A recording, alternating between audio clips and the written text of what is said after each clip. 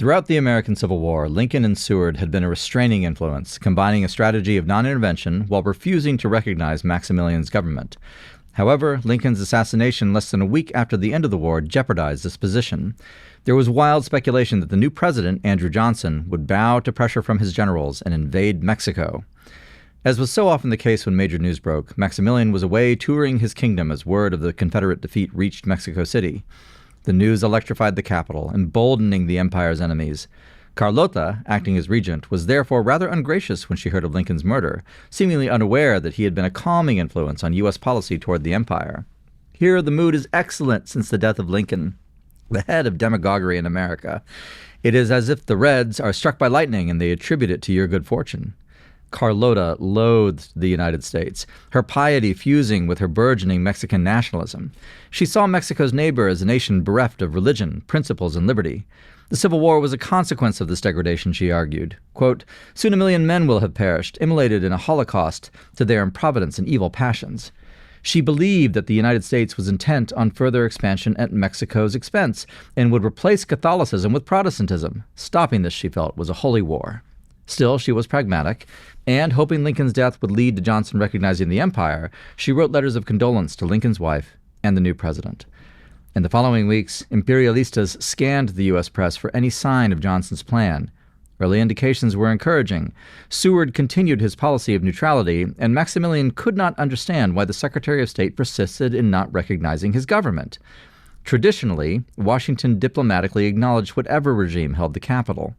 With Juarez wandering the northern deserts, this was indisputably Maximilian. Besides, as Maximilian argued to friends, what difference did it make in Washington whether Mexico had a president or an emperor, especially when that emperor believed in liberalism and progress? Convinced of the righteousness of his cause, Maximilian sent diplomats to Washington to seek recognition from the U.S. government, but their months spent in the capital proved futile.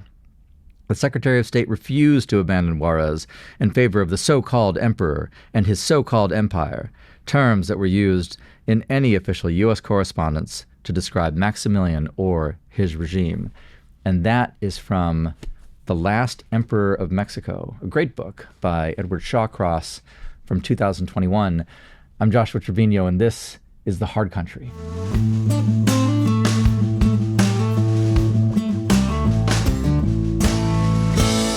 Hello everyone, my name is Ariana Guajardo and welcome back to The Hard Country. I'm here with Joshua Treviño, of course. It's been a few weeks since we've been able to meet and do an episode. You've been traveling all over the world, right? How has that been? A few weeks, more like a few months. Yes, we've been to Europe and back, and to Latin America and back, and lots of good work done for freedom's cause. But I think today we're going to talk about something a little bit different.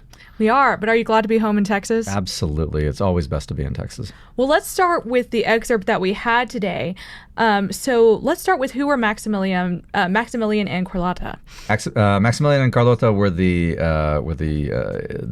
emperors and empress of Mexico. Not the first, actually. So the first Mexican emperor and the first Mexican empire was established by Iturbide at the point of Mexican independence. But the very short version of the story is that during the tumult of the American Civil War, the French in particular under Napoleon III saw an opportunity to put a Habsburg on the Mexican throne. The French invaded. They brought Maximilian with him. It's a very tragic story. I think there's a strong argument to be made that Maximilian Habsburg was probably the best single ruler Mexico's ever had. That's not a popular opinion in Mexico. But he ended up being defeated, overthrown, and executed by the forces of Benito Juarez with the avid assistance of the United States, which I would argue at the time was blinded in its anti-aristocratic ideology and did not understand that perhaps Mexico would be better off under a Catholic monarch than an essentially Tell atheistic us how you really liberal. feel, Josh. That is how I really feel, yes. Well, of course, what that's leading us in the subject of interventionism, specifically the United States and the MORENA coalition. And the thing that stood out to me from this excerpt was Maximilian could not understand why the Secretary of State persisted in not recognizing his government. Yes. And we're going to be talking a little bit about recognizing governments within that. So let's start with MORENA and this idea of non-intervention. Sure. Where does that come from? So it's interesting. The reason that, and there is a direct connection to the topic we want to talk about today, which is the Morenista regime and the Mexican regime's policy of non-intervention in general, which I will argue up front is essentially a fraud and a farce. It's not real. It doesn't account for the actual record of Mexico in the Western Hemisphere, which is again, just to put the bottom line up front, one of the most interventionist countries in the Western Hemisphere, which is insane when you start to look at its record. Look, rolling back to the 1860s, the reason that the United States did not recognize the Juarista regime was partly rooted in prudence in the American interest, because there was a sense that it was essentially a French stalking horse for the undermining of American power in the Western Hemisphere, which is actually true, by the way. Interestingly enough, as a historical side note, this is where we get the phrase Latin America from, because the French actually had to create, did you know this? No, I didn't know that. The French actually had to create an ideology that vindicated and validated their presence in the region. And of course, it's a Spanish-speaking region, and so the French came up with this concept. French ideologists came up with this concept of Latin identity. They all speak Romance languages. They're all descended from the Latins in a very indirect way, and so they promulgate this phrase Latin America. And even after the French leave, it becomes a commonplace throughout the region, because, of course, it incorporates Portuguese-speaking Brazilians and so on. And so that's right, but distinguishes them from America and the rest of Northern America. Correct. I guess. Yeah. Right. Actually, so it actually purposefully excludes the Anglo-American Commonwealth, British North America, the United States, future Canada, and so on, and does it deliberately on essentially civilizational grounds. And so it's interesting when we look at Latin Americans, or even kind of the demonym that comes from it, which is Latinos. It's rooted in an invasion, and it's an invasion that a lot of the left has taken on board as part of their own linguistic heritage.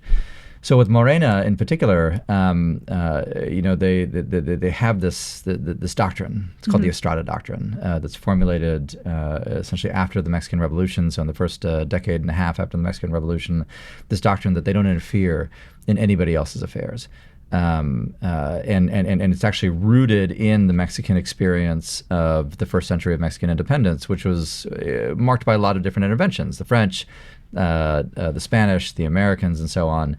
And so I think, with some nobility to it, although it collapses almost immediately, they decide to do unto others as they would wish to do unto them, and then they don't do that thing. But this is what the Estrada Doctrine ends up being.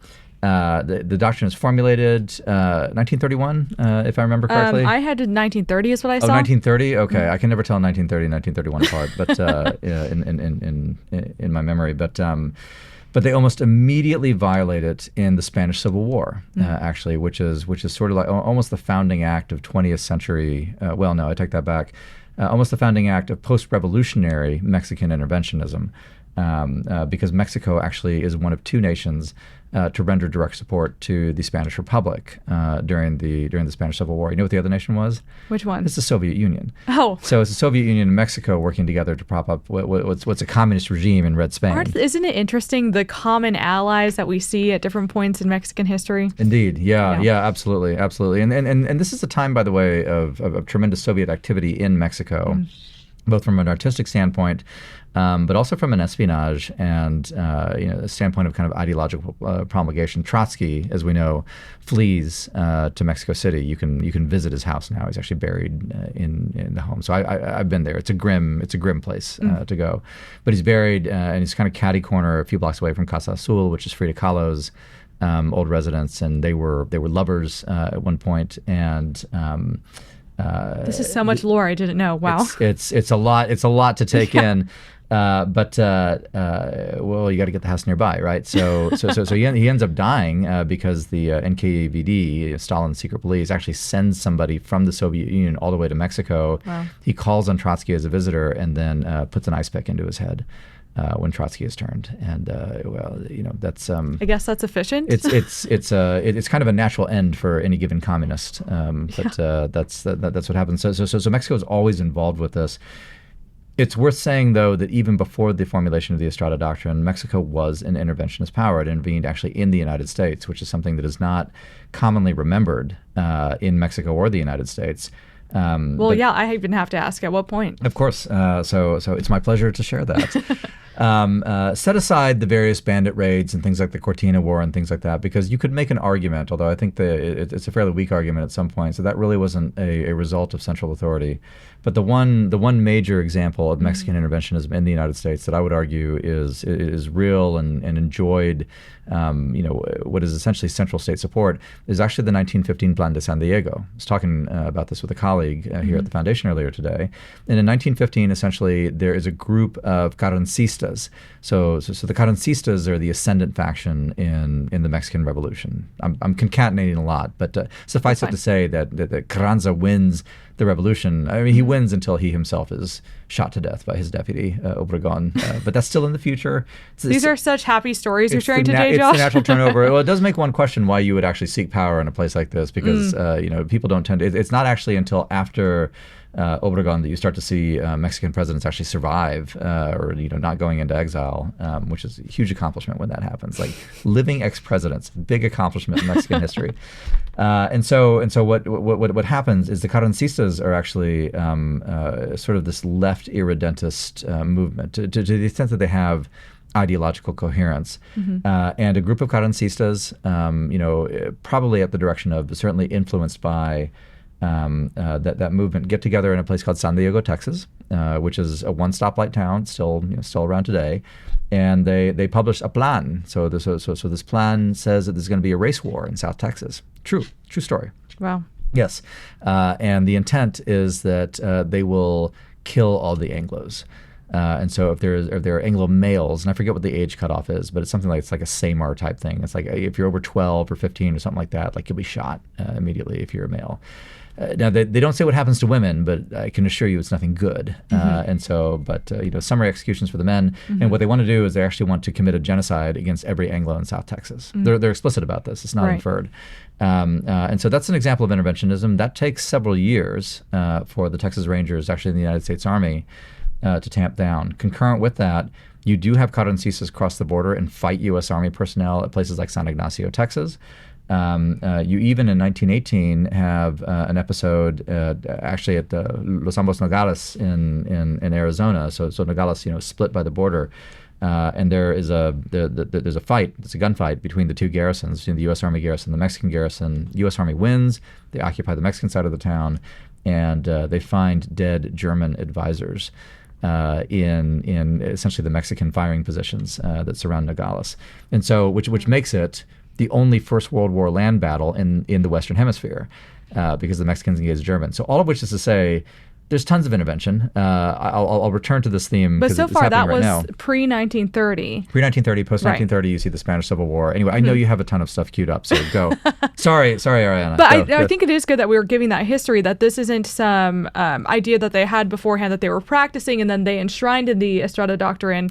It's like you said, that there was intervention prior to this, and as we're going to go through today, not only post that, but continuing in specifically with the Morena party. I would say the Mexican record, we'll get into the specifics, you'll lead us through that, but the Mexican record of adhering to non-interventionism after proclaiming the Estrada Doctrine is just as effective as my resolve to not sin again after confession.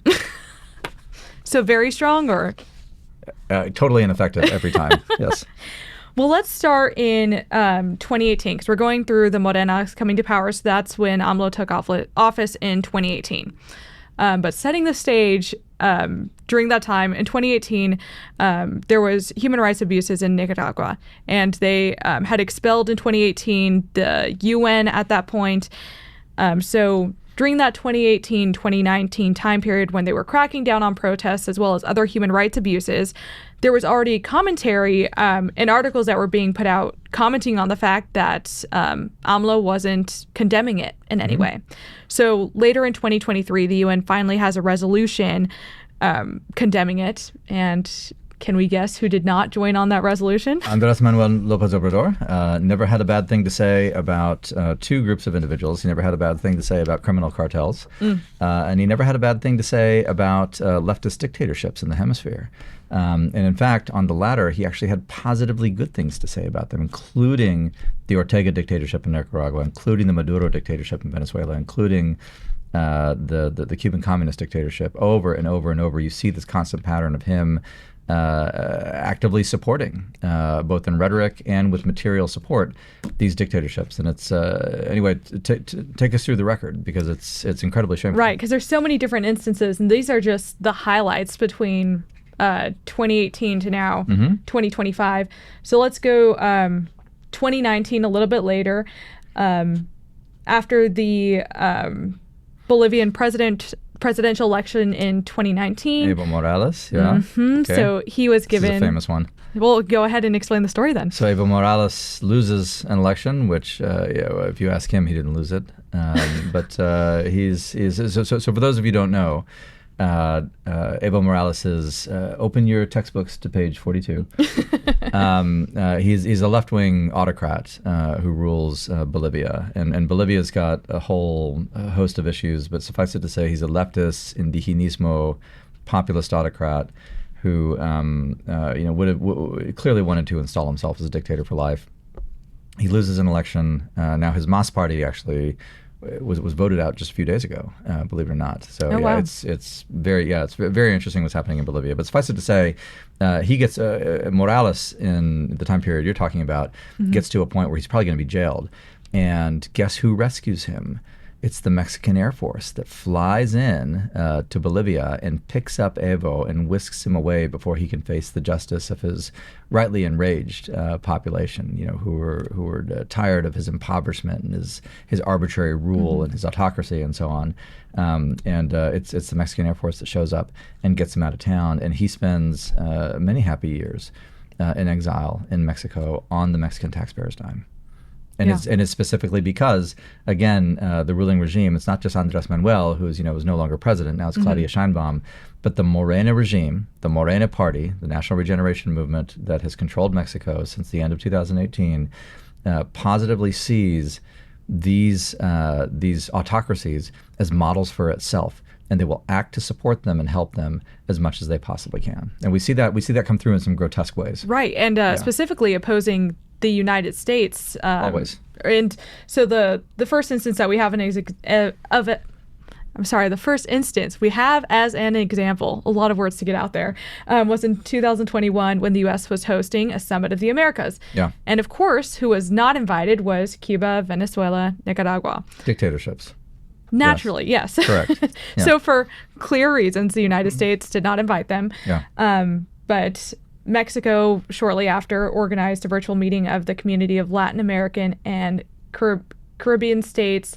And it was just a virtual meeting to counter the other one to make sure everyone was included. CELAC. Yes. CELAC is the name of the organization. Yeah. So it's worth explaining who CELAC is. What these organizations are. So Summit of the Americas happens periodically. The next one's actually going to be in the Dominican Republic in December.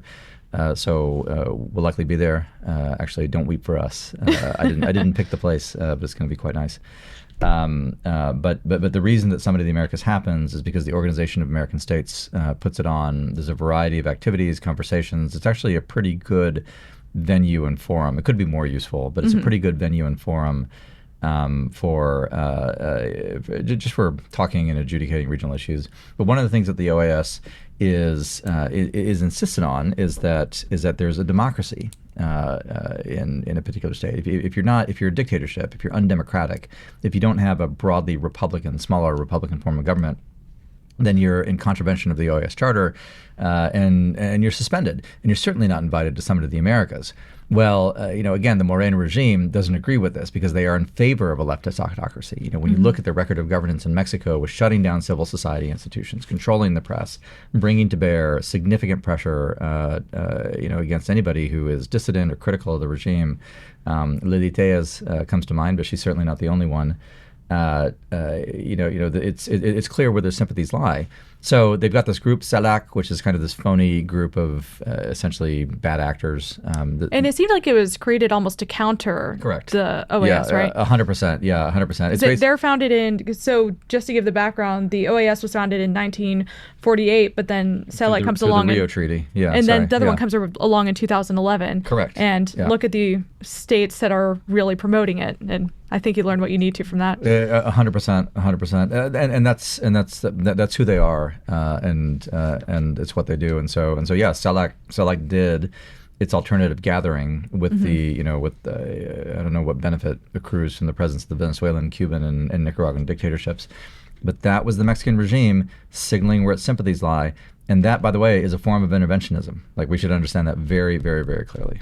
Well, it's interesting how that ties back to the Estrada Doctrine as well, which does talk about diplomatic neutrality. And by that, they mean recognizing foreign governments by whoever is sitting on the seat of power. Correct. But I think that also highlights there's a difference in understanding of what constitutes legitimate governments between our two countries. We should explain what's in the Estrada Doctrine. Yes, please. Do you want me to go over the main 3 points? Yeah, go ahead. So it's non-intervention, sovereignty, so the ability to, as they see it, to determine their own governments. Self-determination, right? Exactly. And then the last one, diplomatic neutrality, specifically about who recognizing other states. That's or right. saying that they don't have an opinion and being able to say who governs the other states. The Estrada Doctrine is a fundamental principle of Mexican statecraft, and the Mexican state does not actually practice any of those 3 things.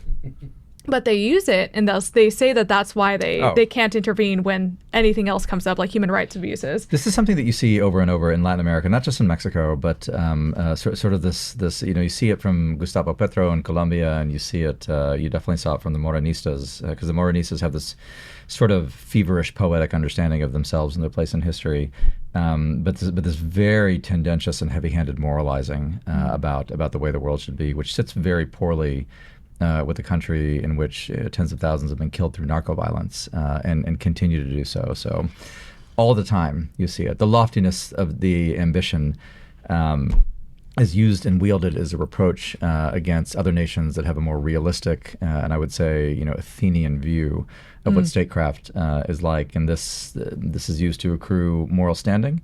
And the suckers among us, particularly in our Department of State, will sometimes fall for it, but we don't have to. And it's interesting how they continue to double down on that kind of stuff as well. All the time. So going it's a way of life. Even 2021 to 2022, going back to the OAS, or what is the... Organization of American States. Right, but a Summit of the Americas. That's what I was looking for. I'm sorry. Yeah. So the next time that they're hosting a Summit of the Americas, AMLO just flat out rejects the invitation. Won't go? Doesn't go. That's the one in Los Angeles, right? I thought it was... Oh, yeah, you're right. Los Angeles. Yeah. He just flat out doesn't go. This, by the way, so this is 2022. Yes, and so it's in 2022, and it again, like, we'll put all this into context. He rejects the American invitation to come to a U.S.-hosted Summit of the Americas in 2022 at the same time that he is, in his narco state, is sponsoring an unprecedented movement of millions of trafficked people north into the United States. I mean, just imagine that happening now. It's illustrative of just the fundamental weakness of the Biden administration. There's no other way to put it, that they allowed that. They allowed the insult, and that they allowed the insult in the context of the ongoing harm that the Mexican regime was doing to the U.S. I also have a quote that was in the New York Times from what Obrador had said. So he said, "There can be no America Summit if all the countries in the American continent do not participate. Or there can be, but we believe that means continuing with the politics of old of interventionism and a lack of respect for the nations and their people." Well, what do you say? Again, he's using interventionism as his excuse for, we don't believe in that kind of interventionism. Intervencionismo. And yet, this is a regime, and this still happens. This is a regime that weighs in against interventionism, and yet what would one call the narco-state trafficking of millions, plus the fentanyl, plus the drugs, plus the illegal goods into the United States as anything Josh, of course, they can't intervene in that. Well, that's interventionism. Or talk about, we did a show on this not too long ago, the Mexican consulate's active role in thwarting the Trump administration's agenda for deportations. That's interventionism. That's intervention in the United States in our internal affairs. The setting up of MORENA party cells to press for U.S. policy change and to protest U.S. policy in the United States, that's interventionism. And then I would mention something that we have mentioned on the show before, that the Mexican military itself in a trafficking role is frequently encountered on U.S. soil. We've got over 100 examples from the past 10 years that we've gotten just from FOIA. I guarantee you that's the tip of the iceberg. That Mexican military incursion into the United States is also intervention. And so it stacks up over and over and over. What's the most interventionist power in the Western Hemisphere? We haven't even talked about Venezuela yet. We haven't even talked about Cuba yet. I know you're going to get to all that. But just the record with us Mexico is the interventionist power. They don't follow the Estrada Doctrine, and they should be denied the opportunity. That regime should be denied the opportunity to cloak itself in the mantle of righteousness that it assumes unwarrantedly as a non-interventionist power. Totally false. They intervene all the time. Right. And we should do the same. We should. Well, but there's also the fact that we're not pretending not to with holding up a doctrine and then using that doctrine to intervene by saying it's non-interventionalism. Specifically what I wrote is I called it the paradox of Estrada. Yeah, no, that's a great way to put it. I will take your Estrada doctrine and I will raise you a Monroe doctrine. Well, can you propose that to them, Josh, please? So moving forward, though, let's skip ahead a little bit. The criticisms that are open against the sanctions on Venezuela, Cuba, and Nicaragua, that's in 2023, and he was criticizing those economic sanctions. And I think that's important for us to recognize because that, even though that happened in 2023 under his administration, that kind of criticism continues with Sheinbaum today. Absolutely, it does. Look, Claudia Sheinbaum, who has done her best to cloak herself in the appearance of cooperation with the United States, nevertheless sends a ton of material support to the Venezuelan dictatorship and to the Cuban dictatorship.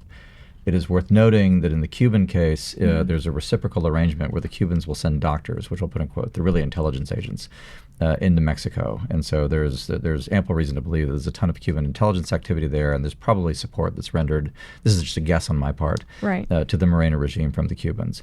And that act of propping up these legitimately hideous dictatorships, by the way, take political prisoners, they murder people. You can't say enough bad things about communists in general. That goes double for Latin American communists. This is on the moral ledger of the Mexican regime. This is on Claudia Sheinbaum's moral ledger. This is not a holdover of AMLO, in which I think there's a sense like, well, it's Andrés Manuel, we'll see what's new. She's been in power a year now, actually over a year as we're recording this. And she continues to send the oil, to send the support, to send the material support to both Venezuela and Cuba. And it is just a pity and a shame that she does it, but it is because it is who she is, and it's because it's what her regime is. It is totally in keeping with and consonant with the ideological orientation of MORENA. And I have some of her comments that she made at the most recent, is it CELAC, right? Is that how they... CELAC, yeah. CELAC. So... And this, again, is as they're saying, oh, the United States shouldn't be intervening. She then advocates for direct intervention. So she, in her speech, said, we will continue to denounce all forms of aggression, unilateral coercion measures against the dreams of peace and well-being for our peoples and governments, especially in Venezuela, Cuba, and Nicaragua. We recognize the legitimate demand of the fraternal Caribbean peoples for reparations of the crimes of colonialism and slavery, and we reject any extortion against them for their efforts to achieve better living conditions and health for their peoples. So calling for action right there. And then not only is she talking about her side of the world, later on she says, we express unwavering solidarity for the people of Palestine and will continue to denounce all the horrendous crimes and genocide that the Zionist state of Israel continues to carry out against the suffering people of Palestine who have the right to enjoy their own free, sovereign, and independent state. Amazing. And I should note that this was back in April of 2025, so different than where we are now with Israel and with Palestine, but that was more direct than I was expecting from her. Look, on the subject of the Palestinians in general, one of the things that has been clarifying since October 7, 2023, and this is not a Middle East show, I promise we won't start talking about it all the time, but since the president of Mexico brings it up, on October 7th, 2023, you had a group of people who thought that the Holocaust was a good start and acted accordingly. If you choose to align yourself with them, as the president of Mexico has done, then you have made a civilizational choice, and the fruits of that will come in the fullness of time. But we should react to that with disgust. There's no other way to put it. Right. And also, again, as we're doing this entire episode, saying that this is direct interventionism while criticizing the U.S. for interventionism. Look, it's funny you mentioned the aspirations for peace that she talks about rhetorically with the Venezuelan dictatorship, the Cuban dictatorship, the Nicaraguan dictatorship. There's a line that I remember from Richard Nixon's book, No More Vietnams, which is actually an excellent book. And so I read it, I read it in high school. Great book, really very clarifying. But he has a line in there in which he talks about the support for these types of regimes. They can bring peace. He contends with that. But says Nixon, it's the peace of the grave, and that's not a peace worth having. Yeah, that's very well stated. That's what Claudia is endorsing. Yeah. Yeah. Well, we've talked about how it interacts with the United States, but let's talk about Cuba, which you kept foreshadowing earlier. So this year, Mexico supplied a record amount of oil to Cuba between May 29th and June 27th. Yeah. So I'd known that relationship was going in the direction from Mexico to Cuba. I didn't realize that Cuba, in exchange, was sending back their own personnel. They are. The Cubans have a long record of this, by the way. So it actually goes back. Well, it goes back arguably to the 1970s, depending on how you want to date it. But essentially, the Cuban state, the Cuban communist regime, has a generations-long experience sending cadres of essentially what I'll call euphemistically governance specialists, people who know how to run a secret police, people who know how to conduct internal suppression activities to a variety of regimes. So they've been in Africa. They were very active in Angola, along with the Cuban Armed Force there during the UNITA War. And they've been active in Venezuela. They helped consolidate Chavista rule there, and they're in Mexico too. And now they're much more under the radar in Mexico for obvious reasons because the United States is right next door. But I would hope that a good U.S. policy would demand their expulsion. We probably ought to do that. Yeah. Well, let me play devil's advocate here just for a second, just for some fun. So one of the things that the Estrada document and what Sheinbaum and AMLO have tried to say is, well, the United States shouldn't interfere with other countries' interactions. So do you think in this case, would you still call this interventionism if they're just exchanging goods between one another? Absolutely, because what they're doing is they're specifically propping up a regime that otherwise enjoys no legitimacy and would likely fall without that propping up. And they're doing it because they're telling themselves they're getting around the U.S. embargo. They're doing it because they actually like the dictatorship in Havana. They like the dictatorship in Caracas. And so it's a positive endorsement of them. It's absolutely interventionism. Now, look, I'm not here critiquing interventionism as such. This is part of the life of nations. Ever since the Melian dialogue, you see nations pursuing their interests. It is just and right for nations to do so. What I object to is the hypocrisy on the Mexican side in doing it. We pursue our interests. They do the same. There's nothing special about them. The only thing that is abhorrent is not that they pursue their interests, but that their interests align with dictatorship and evil so very often. And do you also see it as I guess, a move against the United States as well in doing so? 100%. Look, the Mexicans, the Mexican regime, as is so often the case, plays a double game. In their relations with the United States, they adopt almost this supine posture of cooperation sin subordinación, right? And so we're the best partners you've got. And you talk to anybody in Mexican officialdom, they'll tell you that, like, our partnership is so great. But then, in public, by the way, because they count on the incompetence of our diplomatic apparatus, which is actually, unfortunately, a pretty good bet in a lot of cases. But they'll turn around and they'll send the oil to Cuba. They'll render the support to the other dictatorships. They'll liaise with the anti-American powers, including Russia and China, by the way. Let's not forget, just 2 years ago under AMLO, that Russian and Chinese troops were literally marching through the Zocalo on Mexican Independence Day. It's not that long ago. And so, they fundamentally, they know they have to deal with us, but from an ideological perspective, they dislike us. MORENA is an ideologically anti-American movement. It always has been. The Mexican left has always been orientated in that direction. That doesn't mean Mexicans in general hate the United States. I don't think that's actually true.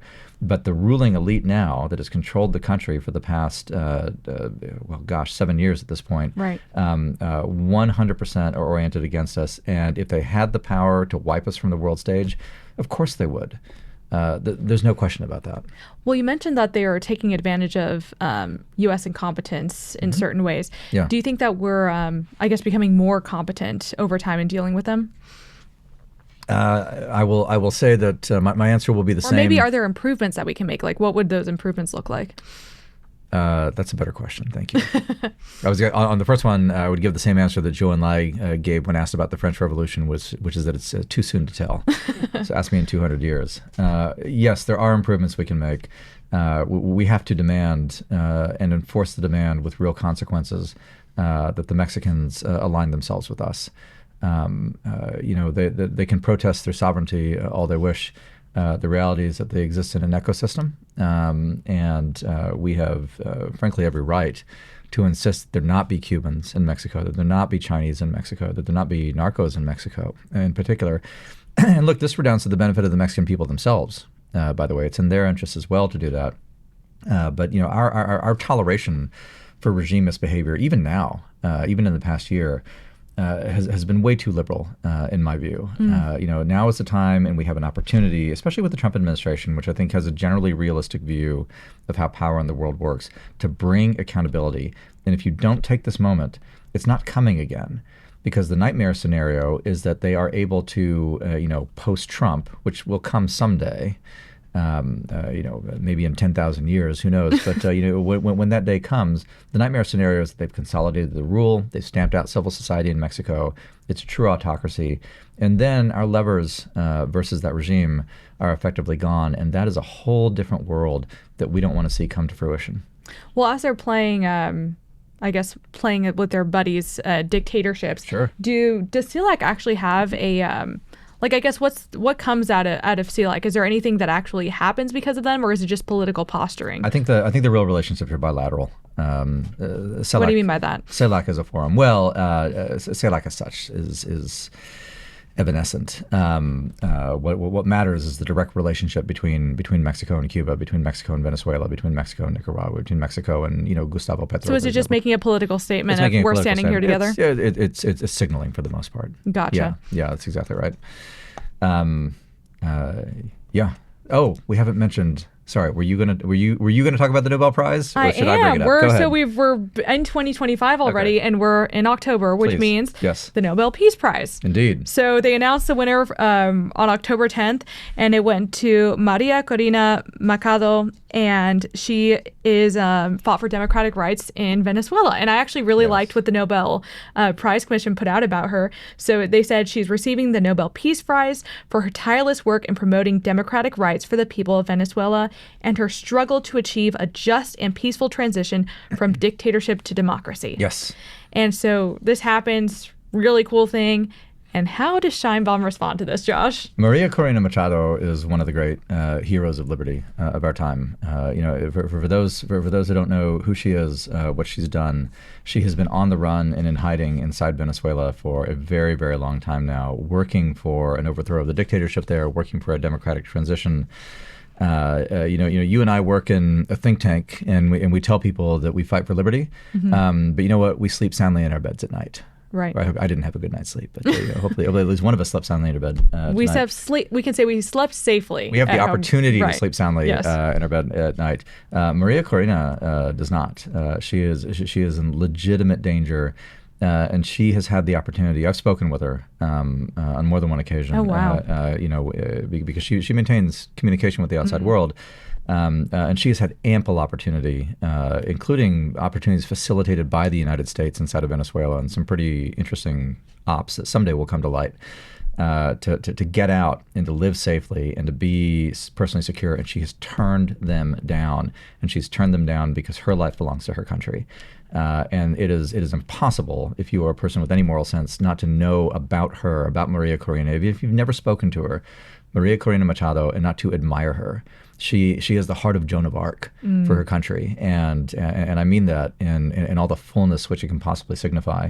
So a deeply, deeply, deeply admirable person. I feel like that moves the soul, hearing about stories like that, and that kind of patriotism, believing that you and your people deserve a real democracy. Absolutely, that's beautiful. Absolutely. And you know what's especially interesting about her, unlike every other would-be caudillo who's like working for Libertad or something like that. Oh, tell me.